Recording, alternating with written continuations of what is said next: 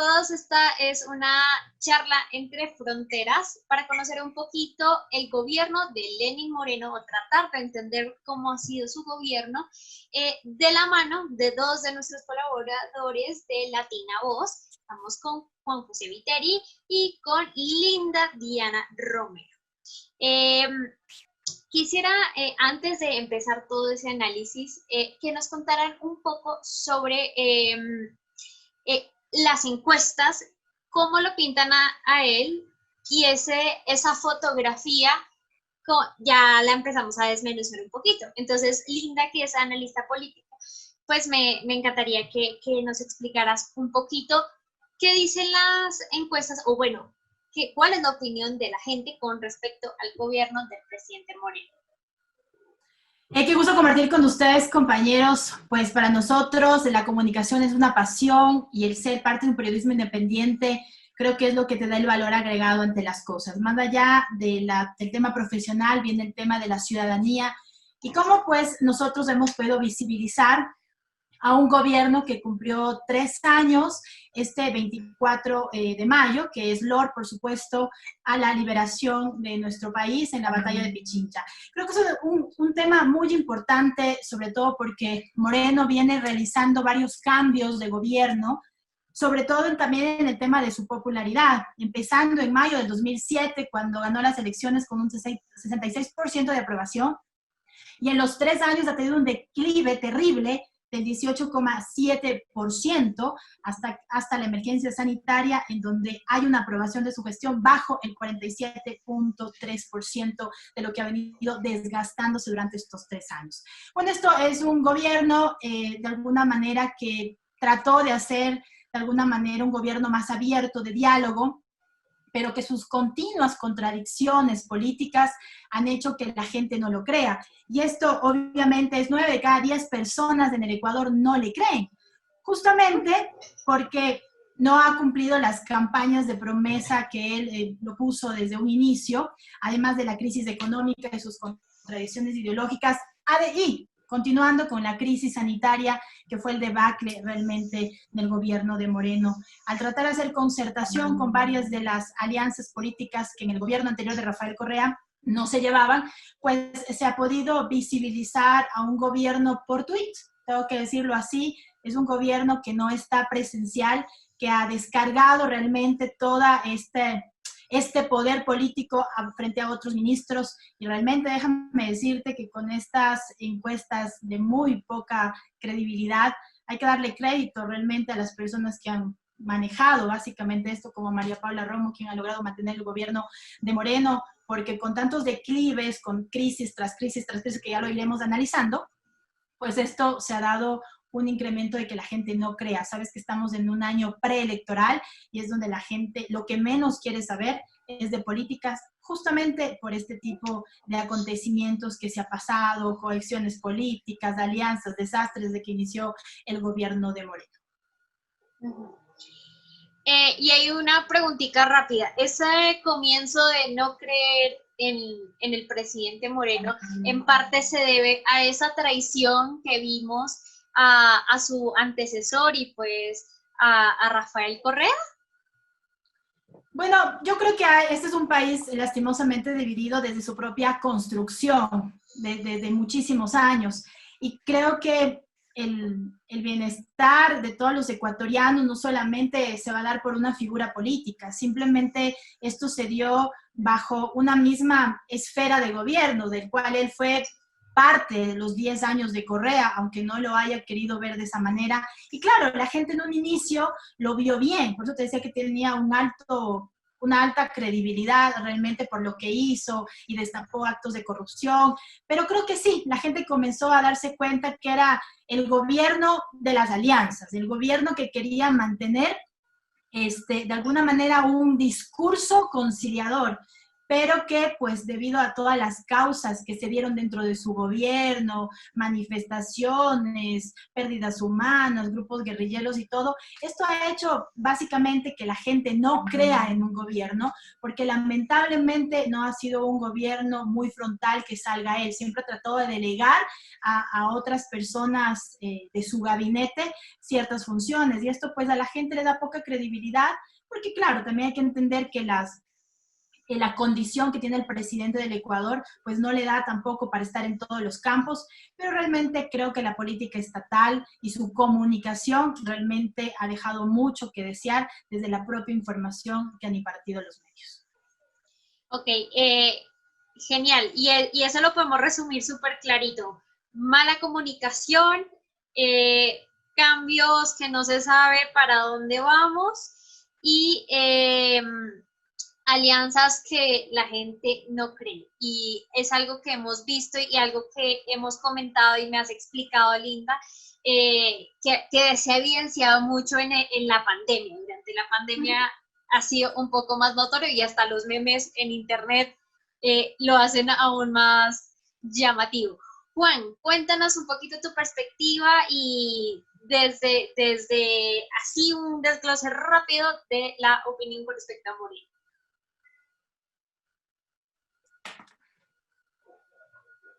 Cindy, qué gusto. Linda, un saludo. Sí, nomás para complementar lo que muy bien ha explicado Linda. Según Diario El Mercurio, por ejemplo, la credibilidad del gobierno, del presidente más que nada, ronda cerca del 4%. Tomando un poco la palabra y lo que ella también ya dijo, a finales del 2017 el gobierno de Moreno tenía un 70% de aprobación. Y es con esta aprobación a la que llega a la consulta popular y que es lo que le permite legitimar de cierta forma el cambio de gobierno que ha tenido y que Linda explica de buena manera. A finales del 2018 tiene una aprobación del 45% y llegamos a finales del año anterior con una aprobación del 27%. Pero ya con unos datos más frescos de parte de perfiles de opinión, la ciudadanía en general le establece con un 80% de mala gestión. Igual asimismo en un ejercicio similar, el 80% de las personas que votaron por Moreno dicen haberse arrepentido. Creo que ese 70% que hablamos desde un inicio, como bien ha mencionado Linda también, se da a través de un lema, de una consigna de gobierno, que es la lucha contra la corrupción, y un sentido más conciliador de ver a la política. Entonces, bajo ese sentido, Moreno gobierna su primer año y medio, lo que le permite establecerse en ese 70% de aprobación, pero ya a los siguientes 2 años vemos un declive totalmente a la baja, terminando este año con un 80% de la sociedad que desaprueba su gestión. Súper bien explicado, Juan. Somos el equipo perfecto. Así me gusta, así me gusta. Bueno, ese desplome de la popularidad es impresionante. O sea, una persona que pasa de tener un 70% a no tener absolutamente nada, pues estamos hablando de que es algo muy grave y deja la duda de qué puede pasar en el último año, que suele ser el peor año en cuanto a la opinión de la gente con respecto a sus gobernantes. Entonces, no solamente pues genera un poquito de incertidumbre, lo digo yo desde afuera, sobre los números, sino que hechos podrían rodear esos números. Quisiera que para entender un poquito más y irnos un poquito por esa línea, que nos contaran cuáles han sido esas papas calientes que de pronto le quedaron grande al gobierno o que no pudo manejar para que esa popularidad se haya descalabrado completamente. Si son, digamos, de pronto como lo que mencionaba Linda, de alianzas, conflictos, ¿sí? ¿Qué hechos puntuales fueron los que empezaron a manchar su imagen? Y me gustaría que comenzara Juan en este momento. Ok, Linda también ya nos dio una introducción respecto a cuáles podrían haber sido estos hitos en la gestión y el legado que deja Moreno de su gobierno. Y quisiera empezar diciendo que este declive podría empezar en el momento en que el presidente Moreno decide traicionar el proyecto político que gana en las urnas en 2017.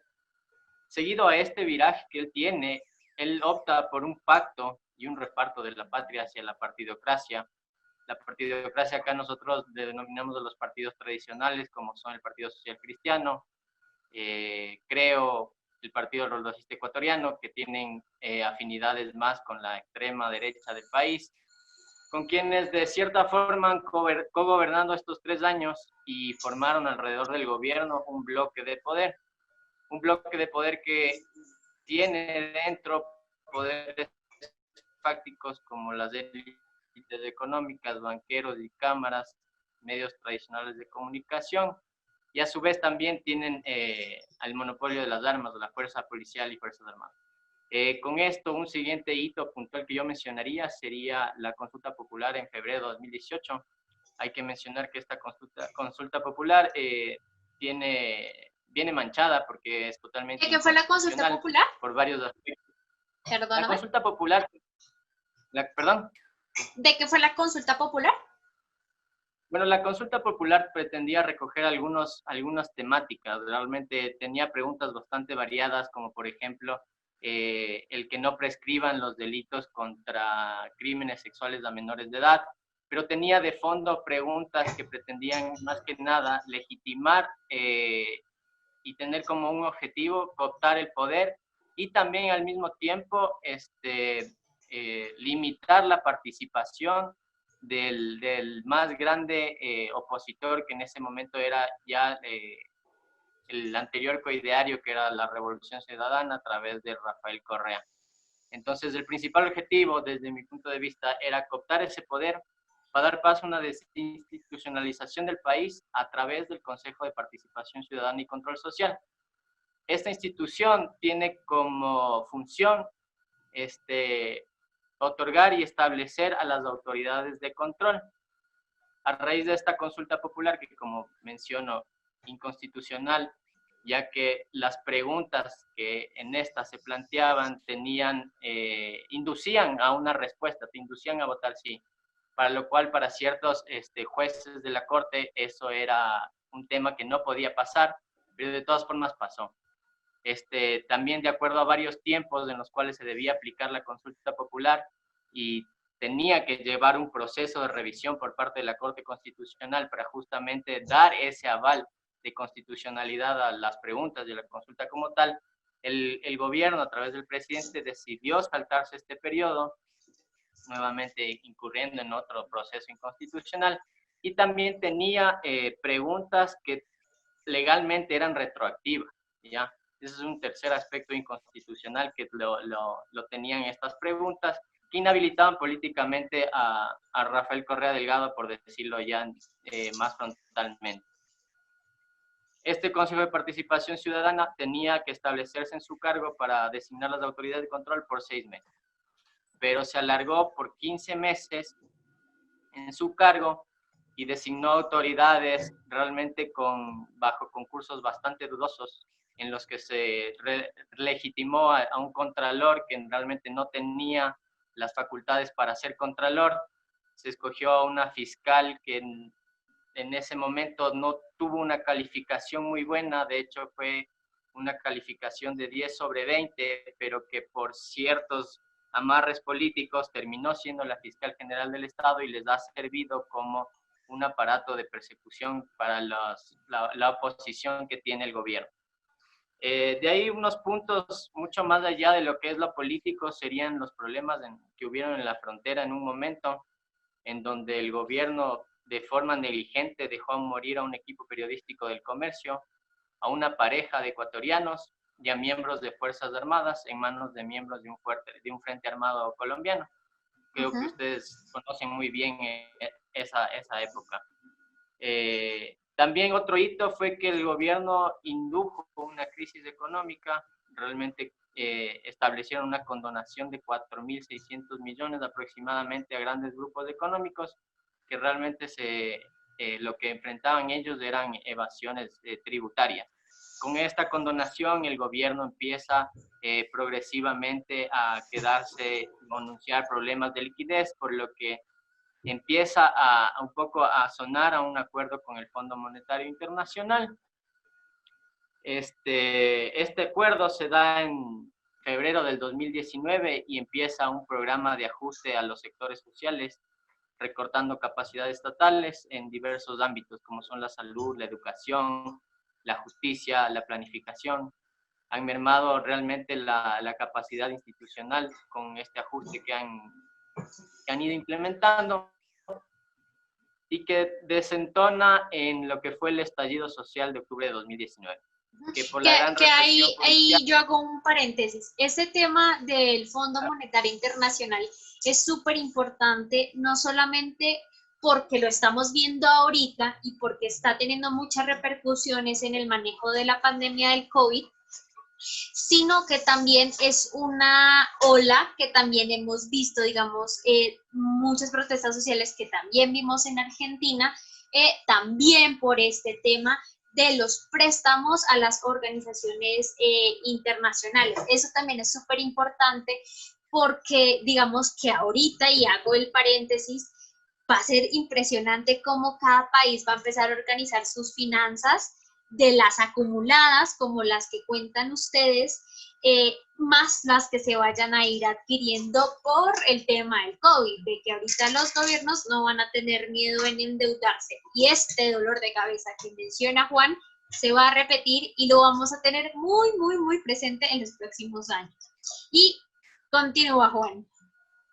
Sí, entonces, solo para finalizar, el saldo del estallido social de las protestas de octubre de 2019 fue de 11 muertos y 1.300 heridos y detenidos. A todo esto se le puede sumar un caso más de carácter internacional, que puede ser la entrega de Julian Assange a la policía británica por haber desnudado una trama de corrupción que involucra directamente a Moreno, a su familia y a su círculo más cercano, que implica haber recibido de forma injustificada 18 millones de dólares. Y ya para finalizar, el mayor hito que creo yo que ha tenido este gobierno ha sido en torno a esta pandemia. Realmente la labor del gobierno ha sido negligente, no solo por las decisiones que ha tomado, sino también por la falta de capacidades estatales que han venido teniendo para dar respuesta a la crisis durante estos 3 años. Sistemáticamente han venido reduciendo las capacidades estatales a través del mismo ajuste que ha implementado el FMI. En marzo, ya cuando estábamos en plena crisis sanitaria, bajo un estado de excepción, el gobierno decide pagar 1.300 millones de deuda externa en lugar de direccionarlos a la emergencia sanitaria. Hay que entender un poco en qué consiste el estado de excepción. El estado de excepción plantea que todos los recursos que tengan en ese momento disponibilidad sean direccionados hacia la emergencia. Y tiene mucho que ver con esto también varias cuotas políticas que giraron en torno a estos 3 años y que se han venido dando y destapando en estas últimas semanas, como por ejemplo son el reparto de hospitales a ciertos asambleístas para conseguir sus votos y poder con eso aprobar ciertas leyes, y la profundización de la crisis económica y social que se ha visto totalmente aprovechada en este contexto de pandemia y aislamiento, en el cual pensaron y promulgaron que las personas no iban a salir a las calles, y ya vamos en una 4ª semana consecutiva de un nuevo estallido social tras ciertos recortes a la educación, a la salud, despidos en varios sectores. Entonces creo que son estos hitos los que marcan un poco ese declive en la confianza que se tiene a partir y en la credibilidad que el gobierno emite a los ciudadanos. Sí, ese tema, lo último que menciona Juan, se lo recomiendo porque lo ahondamos mucho más en otro encuentro que tuvimos con Linda, en un bate y debate que también grabamos con otro colaborador ecuatoriano que se llama Galo, y ahí ella y Galo explican un poquito más en detalle este tema, que es supremamente importante y pues que obviamente no se puede resumir en 5 minutos, pero que les recomiendo mucho que lo tengan en cuenta. Mi querida Linda, ¿qué te gustaría complementar con respecto a esto?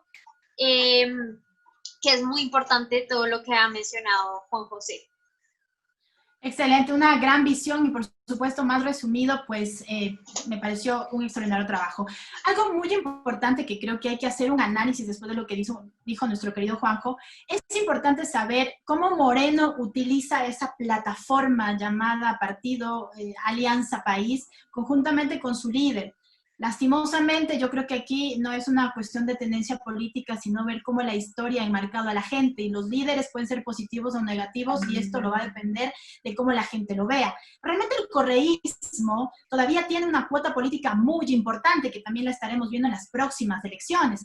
¿Por qué parto de este punto? Porque es muy importante saber que Lenín Moreno llega al poder ya con algunas rencillas políticas dentro de su propia candidatura, cuando fue recién candidato y sabía que Jorge Glass no iba a dar los votos necesarios porque ya habían problemas que se habían suscitado en el gobierno ya de Rafael Correa. Bueno, esto se veía venir cuando él obviamente saltó ya a la palestra pública como presidente, quiso pues hacer lo que les había dicho desde un inicio, esta concertación, donde se abrían las mesas de diálogo con aquellos personajes políticos muy conocidos en Ecuador que Rafael Correa los mantenía de alguna forma de lado, que no les hacía tanto caso, pues, y los resultados fueron evidentes dentro de su gobierno de 10 años, muy criticado ahora y siendo parte de la política gubernamental de Moreno, que todo es culpa de Correa, y creo que eso ha sido también uno de los estallidos sociales donde la gente, pues, en un momento, pues la gente que no votó por Moreno decía, wow, o sea, un mejor zarpazo no pudo haber tenido Correa que de su propio antecesor y quien también le acompañó en su campaña. Y esto pues fue cambiando toda esa política donde él habló de este socialismo del siglo XXI como una aberración de mantenerse en el poder. Y esto fue algo que lo ejerció con fuerza y que muchísimas coaliciones que nunca se juntaron con Correa lograron entablar diálogos y el aparecimiento de esos viejos cadáveres políticos que dejaron de existir durante 10 años y volvieron a revivir con el gobierno de Moreno. Otra de las cosas fue la figura femenina también, que fue su esposa, Rocío de Moreno, quien pues también conjuntamente con estas campañas por la que él ganó toda esta credibilidad en el gobierno de Correa, que fue estas caravanas Manuel Espejo, quienes llevaban pues ayuda hacia los más necesitados, sector minoritario, vulnerable, de quien pues él se afianzó y por quien también la gente votó por él para continuar ese legado positivo, puedo decirlo, porque fue replicado en varios países de Latinoamérica, y eso fue, creo que una de las cosas que lo mantuvo vigente y de todas maneras con asertividad en su primera parte. Ya lo había dicho, estos diálogos luego comenzaron a ser repartidos con cuotas políticas porque pues hablemos muy claramente aquí que la política es un negocio, entonces cada quien tiene su tajada cuando da un sí y no da un brazo a torcer. Y eso realmente fue lo que hemos estado viviendo. La consulta popular para mí fue otro de los zarpazos que dio Moreno para legitimizar, activamente lo podía haber hecho sin llegar hacia la consulta popular, pero que lo que quería hacer es legitimar. Con esto se dieron 7 preguntas realmente muy controversiales, porque se hablaba de la eliminación de la reelección indefinida, que lo proclamó Correa y que por eso pudo seguir en el mandato, además de las sanciones contra la corrupción, los delitos sexuales y lo que explicó Juanjo en su debido momento, fueron cosas que se hicieron campaña. Quien tampoco la tuvo tan fácil, porque tuvo también de lado al expresidente Correa, quien vino directamente desde Bélgica para de alguna manera para poder enfrentar estas preguntas y hacer, pues, yo creo que hay una cosa en el pueblo ecuatoriano, no sé si Juanjo coordina conmigo, es muy importante que cuando hay esa pelea de políticos es cuando la gente más estalla, cuando la gente sale realmente de su parte tranquila y viene esta emocionalidad exacerbada. Y creo que ahí también se evidenció que el correísmo era muy presente, que aquellas personas que votaron por Correa en un momento, por Moreno en un momento, perdón, eran de la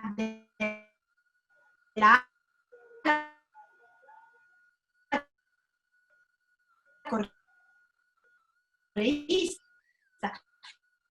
Y esto creo que también marca hasta la fecha, mi querida, porque tiene todavía su Juan Jadana, el tema del Consejo Nacional Electoral y todos los estamentos del Estado que cambiaron sus políticas para contendientes que van a ser en las próximas elecciones. Esto también hizo que en la consulta popular, a pesar de que ser ilegítima e inconstitucional, también se quiebren esos derechos, ¿no? Por ejemplo, el tema mismo de la minería, que fue algo que la gente se proclamó, dijo que la minería es la salvación para poder mantener la economía del Ecuador.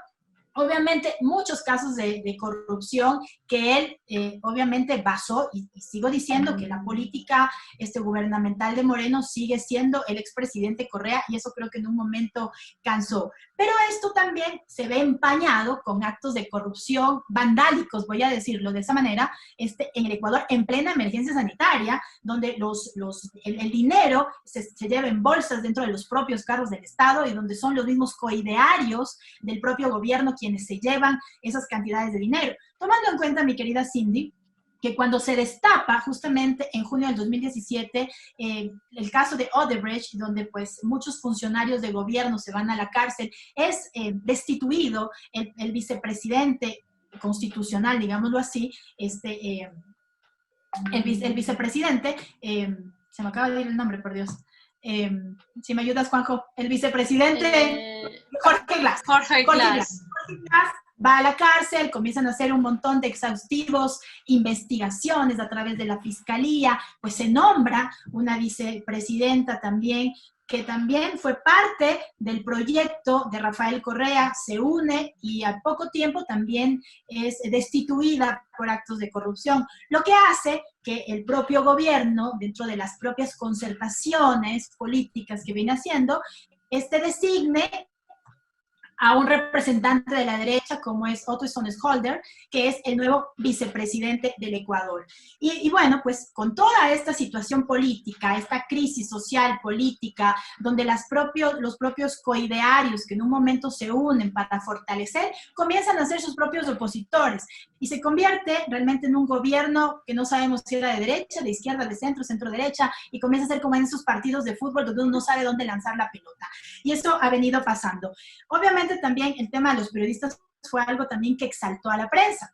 Te lo digo porque la comunicación en crisis en Ecuador y realmente se volvió algo que poco dejó de desear. Yo estuve en Perú cuando pasó este tipo de situaciones y realmente fueron los medios colombianos como RCN quienes dieron la noticia de que los periodistas habían fallecido. Hay muchas teorías que se quedarán en qué mismo pasó, porque no se ha aclarado hasta el momento estas situaciones que pasó desde la frontera con alias del Guacho, quien dice que también, pues, bueno, por medios colombianos también fue abatido, y todavía, pues, sigue esa cuestión caliente entre la frontera que tenemos conjuntamente con ustedes. Creo que este tipo de cosas se vio o se pudo visibilizar que Ecuador no era totalmente un sitio de paz, que habían estos grupos insurgentes y pues se notó que había también muchos lazos con el narcotráfico y bueno, pues esto no es... Creo que no es de esconder, pero también se dio cuenta que Ecuador es un país donde el tráfico de drogas también es bastante fuerte. Sumado a las protestas, después de tener una crisis donde también la prensa se vio afectada en este punto de no poder ser nosotros mismos quienes denunciemos a nuestros compañeros, pues comenzó también a decaer la prensa. Te lo había dicho el tema en la charla anterior que tuvimos, porque antes ser periodista era lo máximo. Hoy hoy somos muy cuestionados porque hoy tienen tendencias políticas y yo creo que en temas políticos uno tiene que, en este caso, poder ser neutral porque no se puede ser abogado del diablo, ¿no? Pero esto también definió que todos estos escándalos que se dieron, donde se vieron abusos sexuales también de parte de varios docentes, donde hubo muchísimas de las cosas del tema de Assange y muchísimas situaciones críticas que le ha tocado vivir al gobierno, añadido de las manifestaciones que ocurrieron en octubre del 2019, que fueron 2 semanas de paralización, lo que quiere decir que en nuestro país este estado de excepción es el segundo que pasamos, y obviamente ahora por la crisis. Esta fue por una crisis que de alguna manera fue fraguada por varios sectores políticos en contra, yo siempre digo, del antecesor que ni siquiera vive aquí, pero que sin embargo se le dio mayor fuerza política. ¿Qué pasó con esto, mi querida Cindy, para ir terminando? Con esta crisis sanitaria que tuvimos y que ya se veía venir, porque realmente la Organización Mundial de la Salud ya la declaró como una pandemia, creo que sí nos faltó gestión, sí nos faltó de alguna manera que haya una mejor representatividad. Esto ha servido también para, de alguna forma, revivir a los posibles candidatos, a los presidenciables que van a ser para este 2021, donde serán las elecciones, y donde creo que también fue la peor crisis. El 38% del per cápita y el Producto Interno Bruto viene desde Guayaquil.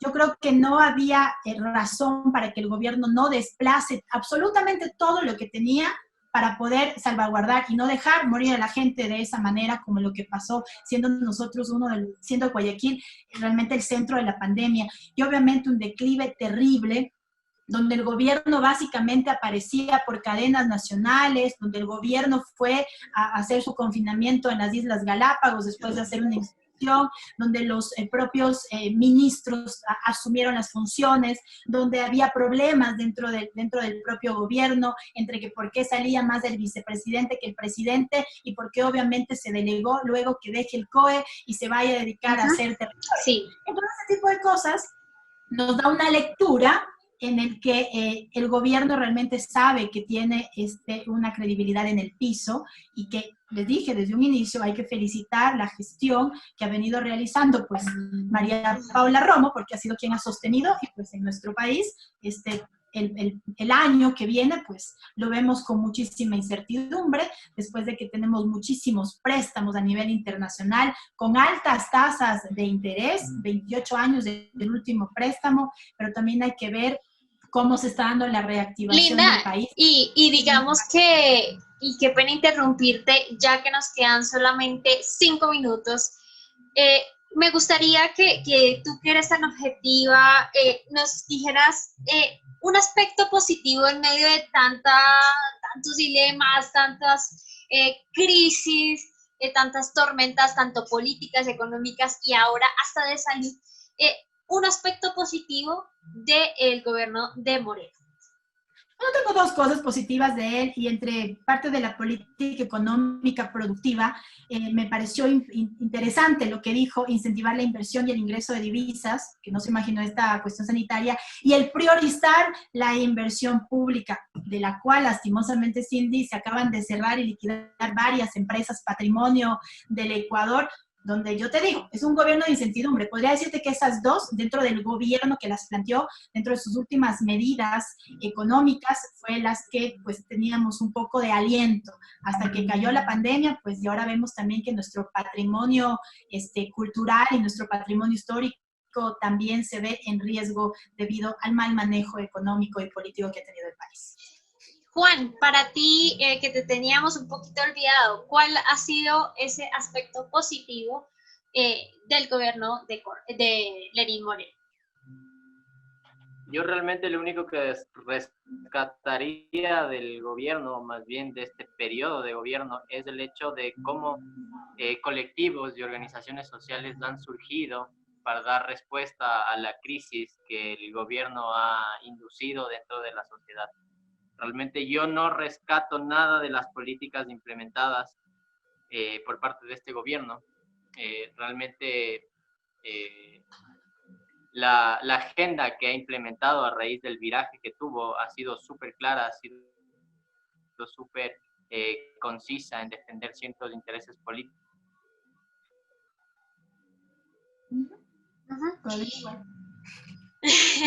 Pues como vemos, y para el que nos esté viendo en donde quiera que sea, pues digamos que vemos que se vienen tiempos muy difíciles para Ecuador debido a una suma de problemas sin resolver y de conflictos políticos que se armaron por sí mismos.